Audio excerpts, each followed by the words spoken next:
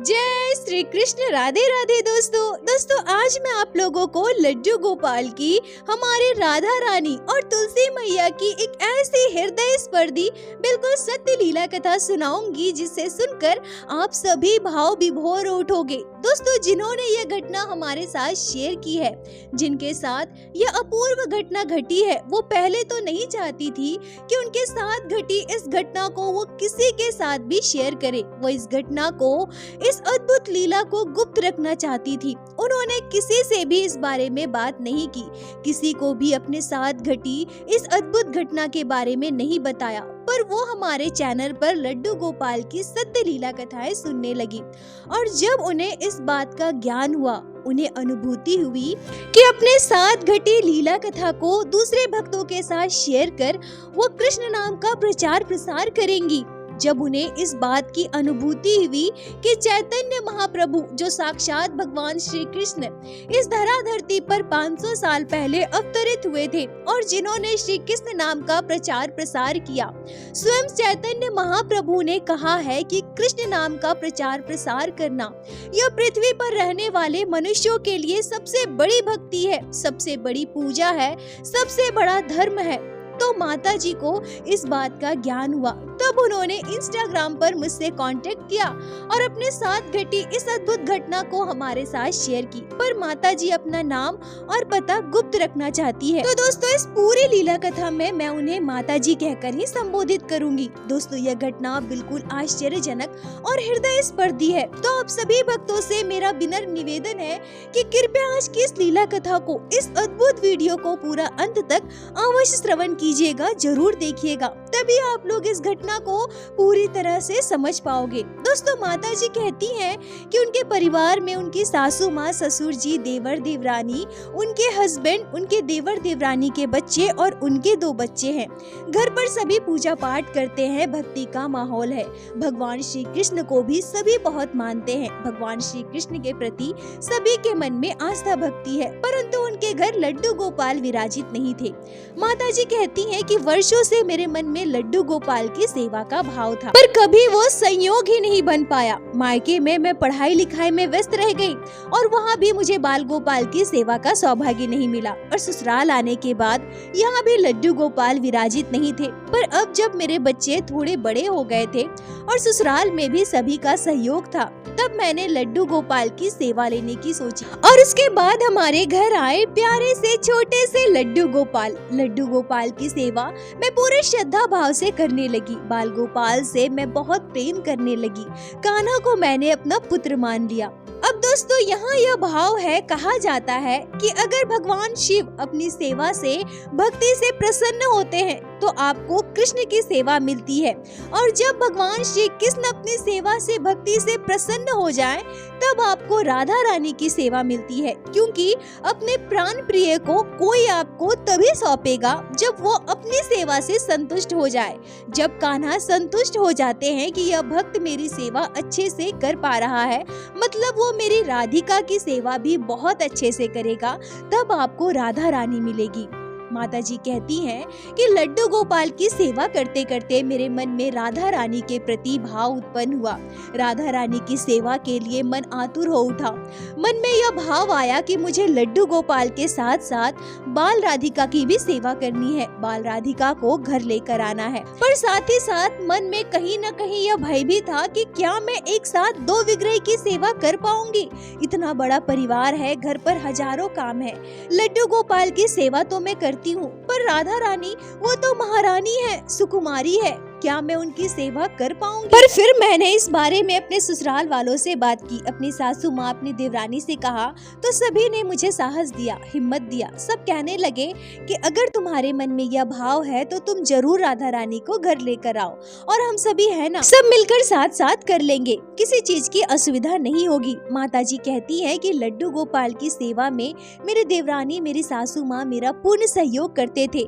मिलजुल कर सभी काम हम लोग कर लिया करते थे। तो मुझे भी साहस मिला कि हाँ, मैं भी राधा रानी की सेवा कर लूंगी। अभी लड्डू गोपाल को हमारे घर आए हुए मात्र 7 महीने ही बीते थे और उसके बाद हमारे घर आई छोटी सी प्यारी सी बाल राधिका। अब बाल राधिका को पाकर मैं बहुत खुश थी। लड्डू गोपाल के साथ बाल राधिका की पूरे श्रद्धा भाव से जतन से सेवा करने लगी। श्री राधा रानी मेरे कान्हा की तरह बहुत ही सुंदर है। दोनों की जोड़ी बहुत ही प्यारी है। दोस्तों, माता जी कहती हैं कि जैसा कि मैंने बताया, लड्डू गोपाल को मैंने अपना पुत्र माना था, तो राधा रानी को मैंने अपनी पुत्र वधू मान लिया। लड्डू गोपाल के साथ पूरे श्रद्धा भाव से राधा रानी की सेवा हमारे परिवार में होने लगी। मेरे सासू माँ लड्डू गोपाल और राधा रानी के लिए सुंदर सुंदर पोशाकें बनाती थी। राधा रानी के लिए सुंदर सुंदर चुन्नी बनाती थी। मेरी देवरानी भी लड्डू गोपाल और राधा रानी के लिए तरह तरह के पकवान बनाती थी और इसी तरह से पूरा परिवार मिलजुल कर ठाकुर जी और ठकरानी की सेवा करने लगे। हर एक त्योहार हम अपने लड्डू गोपाल और राधा रानी के साथ मिलजुल कर धूमधाम से मनाते थे। जन्माष्टमी हो या फिर राधा अष्टमी या फिर होली का त्योहार, हम सभी बड़े ही धूमधाम से मनाते थे। माता जी कहती हैं कि वैसे मुझे लड्डू गोपाल या फिर राधा रानी की सेवा के बारे में विशेष जानकारी नहीं था। मुझे जितना पता था उसी के अनुसार मैं सेवा किया करती थी और जो चीज मुझे पता नहीं होता था वो मैं अपने गुरुदेव से पूछ लिया करती थी। और मुझे ऐसी अनुभूति भी होती थी, मुझे महसूस होता था कि मेरे लड्डू गोपाल और राधा रानी मेरे साथ अनेक लीलाएं कर रहे हैं। बाल गोपाल, राधा रानी छोटी छोटी लीलाएं नित्य प्रतिदिन मेरे साथ करते थे और मुझे महसूस होता था, मुझे यह महसूस होता था कि मेरी राधा रानी और मेरे लड्डू गोपाल मेरी सेवा से प्रसन्न है, संतुष्ट है।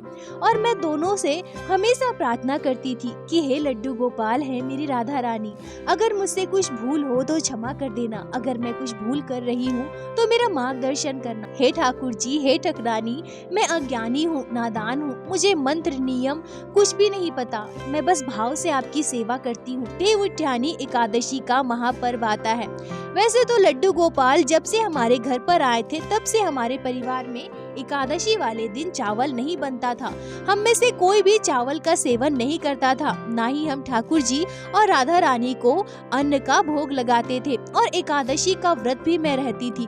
माता जी कहती हैं कि गुरुदेव ने एक बार हमें बताया था कि देव उठानी एकादशी वाले दिन शालिग्राम के साथ तुलसी माता का विवाह किया जाता है, पर जिनके घर शालिग्राम ठाकुर विराजित ना हो वो अपने घर विराजित लड्डू गोपाल के साथ तुलसी महारानी का विवाह करवाते हैं। अब यह तो मैंने सुना था और मुझे इस बात का ज्ञान भी था। अब जब देव उठानी एकादशी आई तो मुझे अचानक से गुरुदेव की बात याद आ गई। माता जी कहती है कि जब यह घटना घटी थी उस समय लोग इतना ज्यादा इंटरनेट यूज नहीं करते थे, यूट्यूब पर वीडियो वगैरह नहीं देखते थे और मेरे पास भी मोबाइल नहीं था जो आज के समय की तरह हम यूट्यूब पर वीडियो देखकर तरह तरह की जानकारी प्राप्त कर सके। हम जो अपने गुरुदेव से सुनते थे उसी के अनुसार पूजा पाठ किया करते थे। अब जब देव उठानी एकादशी आई तो मुझे मेरे गुरुदेव की बात याद आ गई, तो मैंने सोचा कि मुझे भी तुलसी मैया के साथ लड्डू गोपाल का विवाह करवाना है। पर तभी अचानक से मेरे मन में यह भाव आया कि हमारे घर लड्डू गोपाल की अर्धांगिनी साक्षात राधा रानी हमारे घर विराजित है, तो फिर मैं लड्डू गोपाल के साथ तुलसी महारानी का विवाह कैसे करवा सकती हूँ। और राधा रानी के साथ हमने लड्डू गोपाल का विवाह उत्सव भी मनाया है, फिर मैं लड्डू गोपाल का विवाह तुलसी मैया के साथ कैसे कर दूं? हमारे घर तो शालिग्राम भगवान भी नहीं है, तो अब मैं क्या करूं? मुझे कुछ भी समझ नहीं आ रहा था। मेरे मन में अब यह दुविधा आ गई।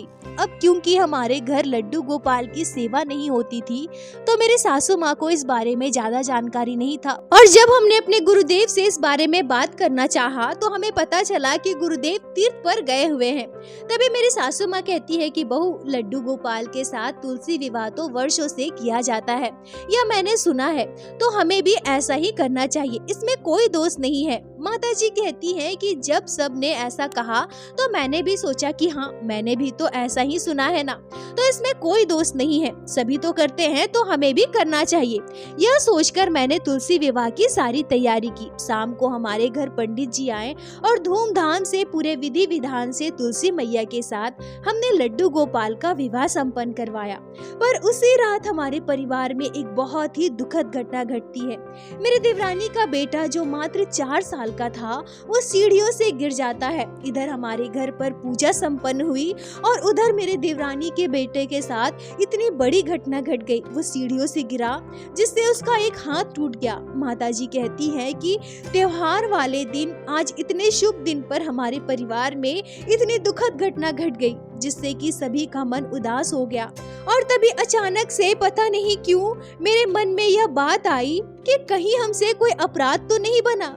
जैसे ही हमारे घर पर पूजा संपन्न हुई वैसे ही इतनी बड़ी घटना घट गई। छोटे बच्चे के साथ इतना बुरा हो गया, कहीं हमारी राधा रानी रुष्ट तो नहीं हो गई। माताजी कहती हैं कि ये सारी बातें मेरे दिमाग में आई पर मैंने इस बारे में किसी से भी कुछ भी नहीं कहा। तभी अगले दिन हमारे परिवार में एक और भयानक घटना घटी। मेरे ससुर जी को अचानक से हार्ट अटैक आ गया।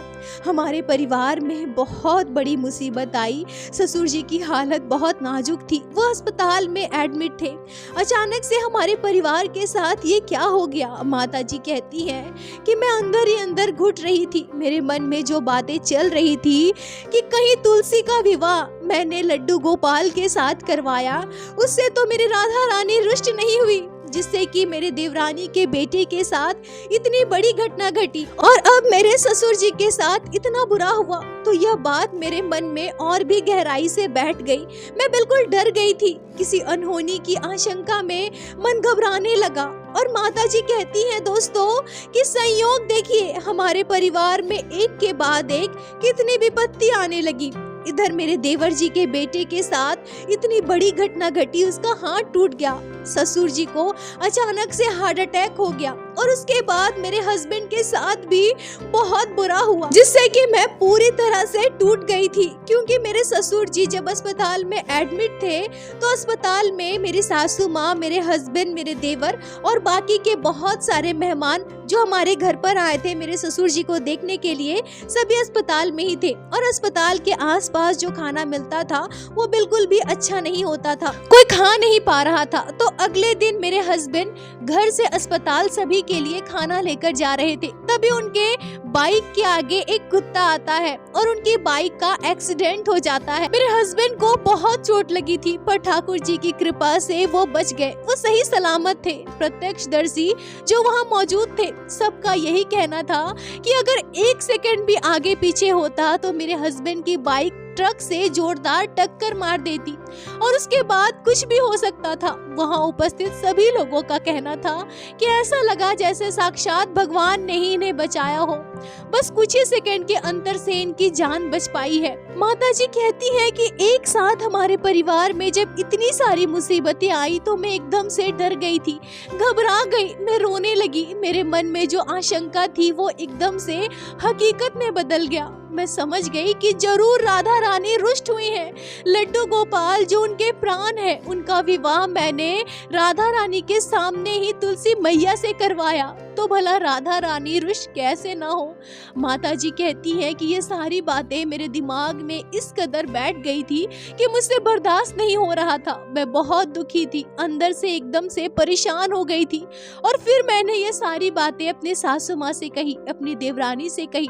अब जब मैंने यह बात उन सभी से कही तो सबने इस पर ध्यान दिया कि हाँ, देव उठानी एकादशी पर जब हमारे घर लड्डू गोपाल और तुलसी मैया का विवाह करवाया गया, उसके बाद से ही हमारे परिवार में एक के बाद एक मुसीबतें आ रही है। तो कहीं ना कहीं सबके मन में यह बात आ ही गई और सबने सोचा कि हमसे बहुत बड़ी भूल हो गई है, हमसे अपराध बना है, हमें ऐसा नहीं करना चाहिए था। राधा रानी के समक्ष तुलसी विवाह लड्डू गोपाल के साथ नहीं करवाना चाहिए था। हम सभी को इसका प्रायश्चित करना पड़ेगा, पर कैसे करें? हमें गुरुदेव से इस बारे में बात करनी है। पर गुरुदेव तो घर पर थे ही नहीं, वो तीर्थ पर गए हुए थे। अब हम पूछे भी तो किससे पूछे? हमें कुछ भी समझ नहीं आ रहा था। मेरी देवरानी ने अपने मायके में अपने मम्मी से इस बारे में बात की तो उनकी मम्मी कहती है कि नहीं, ऐसा बिल्कुल नहीं है। हमारे पड़ोस में भी लड्डू गोपाल विराजित है और उन्होंने भी लड्डू गोपाल गोपाल के साथ तुलसी मैया का विवाह करवाया है, और वो तो प्रत्येक वर्ष करवाती है। तब मेरी देवरानी जी कहती है कि हाँ मम्मी, वैसे तो करवाते हैं, पर हमारे घर राधा रानी भी विराजित है ना। तो अब जब लड्डू गोपाल और राधा रानी साक्षात हमारे घर विराजित है, एक साथ दोनों की दीदी सेवा करती है, और उसके बाद हम लड्डू गोपाल का विवाह तुलसी मैया से कैसे करवा सकते हैं। और देखो ना, हमारे परिवार में एक के बाद एक कितनी मुसीबतें आई हैं। तब मेरे देवरानी की मम्मी कहती है कि हाँ ऐसा हो सकता है, मुझे इस बारे में ज्यादा जानकारी तो नहीं है, बेहतर यही होगा कि तुम लोग अपने गुरुदेव से बात करो, अगर इसके लिए कोई विशेष पूजा वगैरह करवानी है तो तुम लोग करवा लो। दोस्तों, माता जी कहती है कि हमारा पूरा परिवार बहुत परेशान था। लड्डू गोपाल और राधा रानी की सेवा में हमसे बहुत बड़ा अपराध बना था। मैं सोचने लगी कि मैं ही तो लड्डू गोपाल को अपना पुत्र मानती हूँ, मैंने राधा रानी को अपनी पुत्र वधू माना है, फिर मैं एक पुत्र वधू के रहते हुए अपने पुत्र का विवाह कैसे कहीं और कर सकती हूँ। मैंने तुलसी मैया के साथ लड्डू गोपाल का विवाह क्यों करवाया। इधर परिवार में बहुत बड़ी मुसीबत आई थी। मेरे ससुर जी जो अब भी अस्पताल में भर्ती थे, मेरे देवर का बेटा जिसका हाथ टूट गया था, और इधर मेरे हस्बैंड को भी चोट आई थी। मतलब एक ही पल में हमारे परिवार को मुसीबतों ने घेर लिया था। हम सभी को समझ में ही नहीं आ रहा था कि अचानक से ये सब कुछ क्या हो गया है, कैसे हो गया है। और गुरुजी के घर पर ना होने पर हम सभी और परेशान हो गए थे, हम कुछ समझ ही नहीं पा रहे थे। माता जी कहती हैं कि तभी अचानक से मेरे ससुर जी की तबीयत और भी ज्यादा बिगड़ गई। डॉक्टरों ने उन्हें दूसरे अस्पताल ले जाने को कहा। अब मेरे सब्र का बांध टूट गया था। मैं बहुत रोने लगी। मैं सोचने लगी कि मैं ही तो लड्डू गोपाल को घर लेकर आई थी ना, और मेरे कहने पर ही राधा रानी भी हमारे घर पर आई थी। और यह भी सच है कि तुलसी विवाह की बात भी मैंने ही की थी। सब कुछ मेरी वजह से हुआ है, सब मेरी भूल की वजह से हुआ है। मैं सोचने लगी कि मुझसे अपराध बना है, और साथ ही साथ अब मेरे मन में यह बात भी आ गई कि कहीं ऐसा तो नहीं कि मेरे देवरानी और मेरी सासू माँ मुझे अपराधी मानती हो, ऐसा सोच रही हो कि परिवार में जो मुसीबत आई है उसके लिए मैं जिम्मेदार हूँ, सब कुछ मेरी वजह से हुआ है। कहीं ऐसा तो नहीं कि सभी के मन में मेरे लिए यह बातें चल रही हो, पर कोई मुझे कह ना पा रहा हो। माता जी कहती हैं कि मुझे ऐसा लगने लगा था कि मैं बहुत बड़ी गुनहगार हूँ। माता जी कहती हैं कि मेरे परिवार में इतना ज्यादा मेल मिलाप था, सभी मिलजुल कर रहते थे, सभी प्यार से रहते थे, और उसके बाद जब ये सारी घटनाएं घटी और सबकी जिम्मेदार मैं अपने आप को मानने लगी, और जब मेरे मन में ये सारी बातें चलने लगी तो सच कहूँ तो अब तो मुझे अपने आप से नफरत होने लगा था।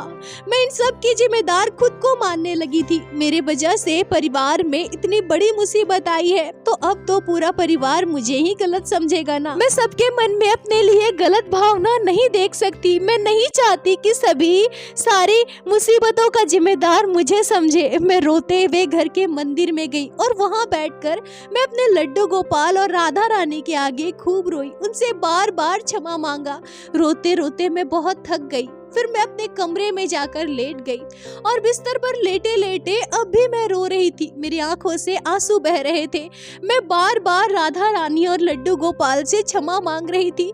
मेरे राधा रानी क्रोधित है। मैं बार बार राधा रानी से कह रही थी कि हे महारानी, कृपा करो, आप तो परम दयालु है, आप तो दया की मूर्ति है ना। हे राधा रानी, मुझसे जो पाप हुआ है, जो अपराध बना है, उसके लिए मुझे क्षमा कर दो। और ऐसे ही सारी बातें सोचते सोचते रोते रोते मेरी आंख लग गई, और तभी उसी समय मेरे साथ घटती है वो चमत्कारी, वो आश्चर्यजनक अलौकिक घटना। माता जी कहती हैं कि मैं अपने सपने में एक छाया मूर्ति देखती हूँ। मैं अपने सपने में महसूस करती हूँ कि एक छाया मूर्ति मेरे सामने खड़ी है, और मैं उस छाया मूर्ति की संरचना को संपूर्ण रूप से स्पष्ट रूप से देख पाती हूँ।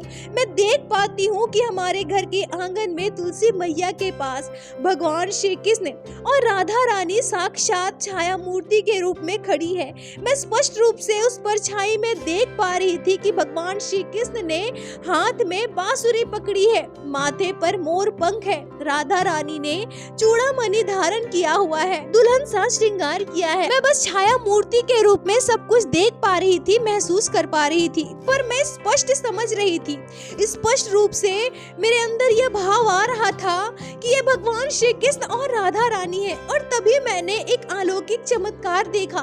मैं देखती हूँ कि मैं पूजा की, तुलसी पूजा की सारी सामग्री लेकर तुलसी मैया के पास आती हूँ, तुलसी विवाह की सारी तैयारियां करती हूँ, और तभी भगवान श्री कृष्ण का विवाह तुलसी मैया के साथ राधा रानी अपने हाथों से संपन्न करवाती है। और मैं वहीं बैठकर ठाकुर जी का भजन गा रही हूँ, कीर्तन कर रही हूँ, बधाई गीत गा रही हूँ। राधा रानी खुशी खुशी स्वेच्छा से मेरे लड्डू गोपाल के साथ, भगवान श्री कृष्ण के साथ तुलसी मैया का विवाह संपन्न करवा रही है, और मैं बधाई गा रही हूँ, झूम रही हूँ, नाच रही हूँ। माता जी कहती हैं कि मैंने अपने सपने में अपने पूरे परिवार को देखा। मैं देखती हूँ कि मेरा पूरा परिवार वहीं आसपास खड़ा है, सभी बधाइयाँ गा रहे हैं, खुशियाँ मना रहे हैं, भगवान श्री कृष्ण और तुलसी मैया का विवाह उत्सव मना रहे हैं, और हमारी राधा रानी खुशी खुशी प्रसन्न भाव से भगवान श्री कृष्ण और तुलसी मैया के साथ उपस्थित है। तभी जब मैं राधा रानी की श्रीमुख की ओर देखना चाहती हूँ तो उनके श्रीमुख में इतना तेज था, उनकी छाया परछाई तक भी मैं स्पष्ट रूप से देख नहीं पा रही थी। मेरी आंखें चौंधिया रही थी, पर पता नहीं कैसे मैं अपने आप यह महसूस कर पाई, मेरे अंदर यह भाव आया कि जैसे हमारी राधा रानी मुस्कुरा रही हो। मेरे मन में यह भाव भी आया जैसे राधा रानी मुझे बताना चाहती हो कि वो रुष्ट नहीं है, उन्होंने ही साक्षात हमारे घर विराजित होकर तुलसी मैया के साथ लड्डू गोपाल का विवाह संपन्न करवाया है। उनकी इच्छा के विरुद्ध हम भला ये सब कुछ कैसे कर सकते थे। माता जी कहती है कि तभी उसी क्षण मेरा सपना टूट जाता है। मैंने जो अनुभूति की, मैंने जो सपना देखा, उससे मेरा पूरा शरीर कांप रहा था, मेरा शरीर शून्य पड़ चुका था, और साथ ही साथ मुझे मेरे सवालों के जवाब भी मिल गए। मन में जो बेचैनी चल रही थी, जो सारी बातें मैं सोच रही थी, अपने आप को दोषी मान रही थी, रो रही थी, कोस रही थी, उन सब से मुझे शांति मिली। मुझे अनुभव हुआ मेरी राधा रानी ने मुझे अपराध बोध से मुक्त करवाया। देवउठानी एकादशी के दिन शालिग्राम ठाकुर जी का विवाह तुलसी मैया के साथ करवाया जाता है, परंतु शालिग्राम ठाकुर और नारायण और भगवान श्री कृष्ण में कोई अंतर नहीं है। जब शालिग्राम और कृष्ण में भेद नहीं है, जब शालिग्राम जी का विवाह हम तुलसी मैया के साथ करवा सकते हैं, तो लड्डू गोपाल का विवाह क्यों नहीं करवा सकते हैं। इससे हमारी राधा रानी भला रुष्ट कैसे हो सकती है। दोस्तों, मैया कहती हैं कि मैं ये समझ गई कि मेरी राधा रानी नहीं चाहती कि मैं उदास रहूं, इन सब की जिम्मेदार मैं खुद को मानूं। मैं रो रो कर परेशान हो रही थी, तभी राधा रानी ने यह लीला की। हमारी राधा रानी और लड्डू गोपाल ने साक्षात मेरे साथ इतना बड़ा चमत्कार कर दिया, जिससे मैं अपने आप को दोषी ना मानूं, राधा रानी रुष्ट है ऐसा ना समझूं। मैंने इस पूरी घटना के बारे में अपनी सासू माँ और अपनी देवरानी को बताया। मेरे साथ घटित घटना को सुनकर सभी आश्चर्य थे, और अब सब ने यह अनुभव किया कि साक्षात लड्डू गोपाल राधा रानी के साथ हमारे परिवार में विराजित है। हमारे साथ जो भी घटनाएं घटी, हमारे परिवार के साथ जो भी बुरा हुआ, वो सभी हमारे कर्मों का फल था। हमारी राधा रानी तो परम दयालु है। माता जी कहती है कि जो अनुभूति मैंने उस दिन महसूस किया था, उसे याद कर आज भी मेरा शरीर सिहर उठता है। कुछ दिनों में मेरे ससुर जी भी बिल्कुल स्वस्थ हो गए, मेरे देवरानी के बेटे का हाथ भी ठीक हो गया, मेरे हस्बैंड भी ठीक हो गए, सभी स्वस्थ हो गए। लड्डू गोपाल और राधा रानी की कृपा से हमारा परिवार फिर से खुशहाल हो गया। दोस्तों, माता जी कहती हैं कि यह घटना वर्षों पुरानी है, और आज भी हमारे घर लड्डू गोपाल और श्री जी की सेवा होती है। हमारा पूरा परिवार साथ मिलकर सेवा करते हैं। लड्डू गोपाल राधा रानी की कृपा से खुशी खुशी हमारा जीवन व्यतीत हो रहा है। माता जी, आपका बहुत बहुत धन्यवाद। धन्यवाद जो आपने यह महत्वपूर्ण लीला कथा हमारे साथ शेयर की। आज देव उठ्यानी एकादशी वाले दिन मैं इस अद्भुत लीला कथा को भक्तों के साथ शेयर कर पा रही हूँ। और दोस्तों, इस घटना पर आपके क्या विचार है, आपकी क्या राय है, कमेंट में जरूर बताएं। मुझे आप सभी के कमेंट का इंतजार रहता है। और प्रत्येक दिन की भांति लीला कथा के अंत में मैं आप सभी भक्तों से हाथ जोड़कर प्रार्थना करूंगी, ठाकुर जी की भक्ति कीजिए, लड्डू गोपाल की सेवा कीजिए, नाम जाप कीजिए और एक बार मेरे साथ प्रेम से कहिए, बोलो बांके बिहारी लाल की जय, लड्डू गोपाल की जय, जय जय श्री राधे। दोस्तों, यदि आप लोगों को आज की यह लीला कथा अच्छी लगी हो, आपके हृदय को स्पर्श की हो, तो कृपया वीडियो को लाइक कर अपने दोस्तों के साथ शेयर अवश्य करें, जिससे बाकी भक्त भी लड्डू गोपाल की इस अद्भुत लीला कथा का श्रवण कर सके। और हमारे चैनल को सब्सक्राइब करें, जिससे प्रत्येक दिन आप लोग हमारे चैनल पे श्री बांके बिहारी श्री लड्डू गोपाल की अद्भुत लीला कथाएं श्रवण कर सके। दोस्तों, यदि आपके जीवन में घटी हो कोई भी चमत्कारी घटना या लड्डू गोपाल ने कभी भी की हो कोई भी लीला जिसे आप हमारे साथ शेयर करना चाहते हैं, तो कृपया हमें इंस्टाग्राम पे मैसेज करें। हम आपसे कांटेक्ट करेंगे और आपकी उस लीला कथा को हमारे चैनल पे बाकी सारे भक्तों के साथ शेयर अवश्य करेंगे। लड्डू गोपाल की कृपा आप पर और आपके पूरे परिवार पर बनी रहे। राधे राधे दोस्तों।